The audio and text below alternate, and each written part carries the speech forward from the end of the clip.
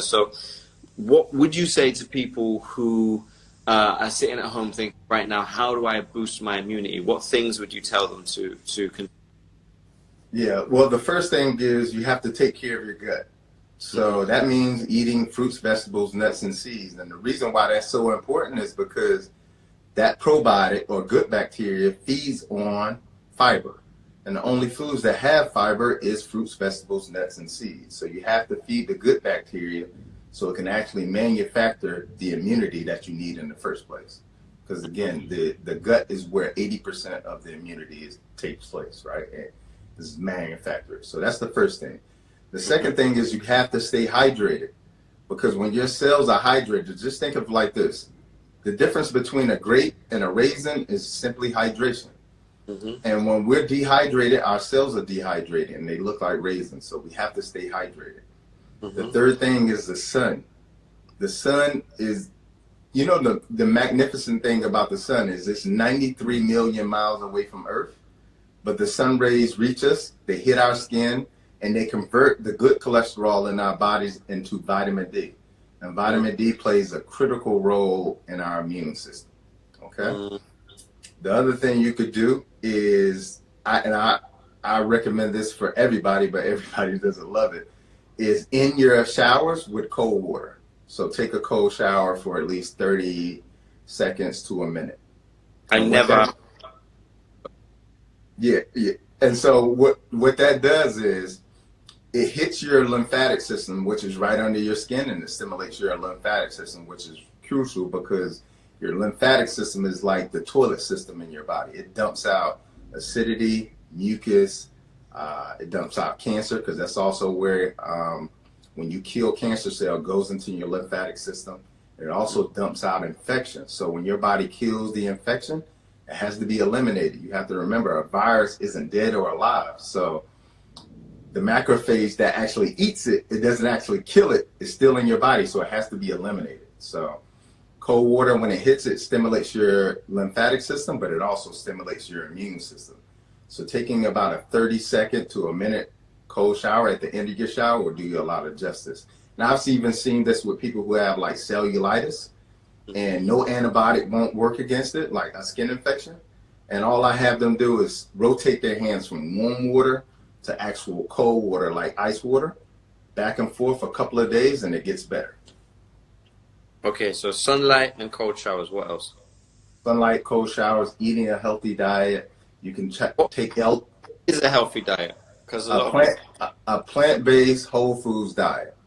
That means raw vegetables, raw fruits are the best thing for you, because when you cook them, you kill the nutrients in them.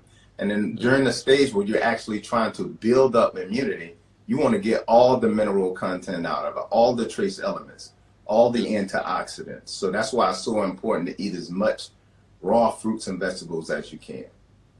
Okay, so raw foods, because when you cook them, you destroy the lots of nutrients in it. You destroy the digestive enzymes that helps you to even break them down in the first place. What would you say to people is a good start for a raw food diet if they right now they know that they want to go? Let's say they want to go raw for a week. What is the basis of your raw diet? What do you have day to day? Every morning, a green smoothie or green drink. So that's how it would start off my day. And then fruit, so a bowl of fruit. The bowl of fruit could be the size of your hand. Salads are going to be the other staple inside of the diet. And then the combination of things like a few seeds and a few nuts. That's really all you need. I think a lot of people like a lot of variety, but get your variety from your fruits. So doing your berries, doing your melons, doing your different types of fruit, and doing your juices and your green smoothies and your salads, and that's really all you need. I have a fruit company. When you're off this, send me your information. I'll just send you weekly boxes of fruit. I think that we should do this regularly, just because a lot of people right now, they're scared, and the only information that they're able to receive is from European or Chinese, Arab, Indian doctors.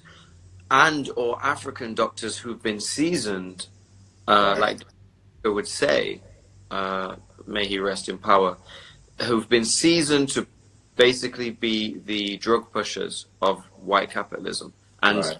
always tell you, you know, they'll deflect with peer-reviewed science that has been funded by pharmaceutical industry or being funded by big businesses who are advocating for vaccinations, etc. So I will send you fruit. I get organically grown soursop from Grenada, so you can have soursop juice or whatever. I eat Oh, raw food and a fruit-based diet, but I also think that, you know, this is kind of like an introduction, but we can get really deeper because, like, the thing is, and a lot of people, this is what Dr. Africa told me. He was like, I know so much, but people only really ever get it when they get my book, because people keep asking me the same questions again and again. How do I go plant-based? right. What should I do about sleep? And he's like, it's very difficult to go into into microbiology, which is essentially what we're talking about here. When people are asking you very, very basic things. So, Right. It's like you can't forward the conversation. right, exactly. It's like it goes way over people's heads. There's still people right now eating, you know, McDonald's and Burger King while they're in quarantine. Um, Right. to be well. So I think we should do like maybe a series where we just keep kind of going deeper, deeper, deeper in the layers. But just just quickly, what herbs and what superfoods or supplements, if any, should people be taking to boost their immune system?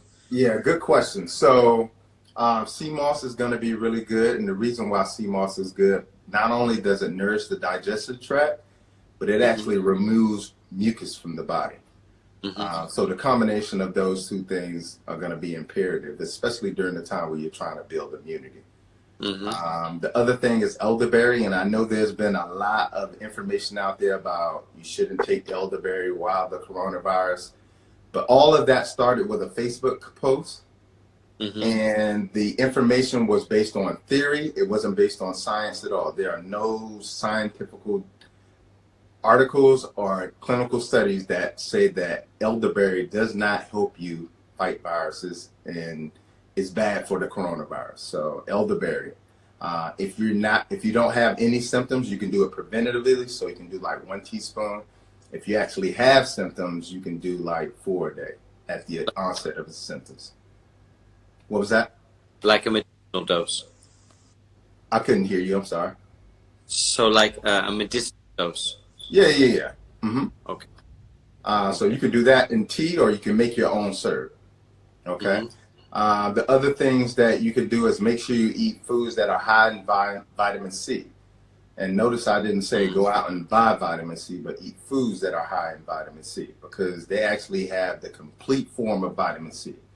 When you go out and buy things like Emergency, which is like this pack that says it has ascorbic acid in it, ascorbic acid is not vitamin C. Mm-hmm. It is like essentially like the antioxidant wrapper around vitamin C. So it's only one component. You need the full vitamin C. So eating foods high in vitamin C, green peppers, red peppers, yellow peppers, kiwis are really good, black currant, those sort of things. So start there. So oranges and figs and all of these things that we know have vitamin C in them. You're eating it for the mineral vitamin C, which is, I believe it's calcium, and I think that I've got, like, all of my life I've been told, like, basically this is one thing that puzzled me. I have been made to believe that vitamin C is separate to fruit almost, just because there's a manufactured product, which the ascorbic acid, which they're trying to sell people as the but the highest content of vitamin C that you can actually use is in fruit, right, and then vegetables. Right. And vitamin C is just one antioxidant. It's not every antioxidant. There's so many more that you need to mount an immune response. But the Mm, important thing to understand is even when they discovered vitamin C and they did the initial clinical studies in the 1930s, mhm. they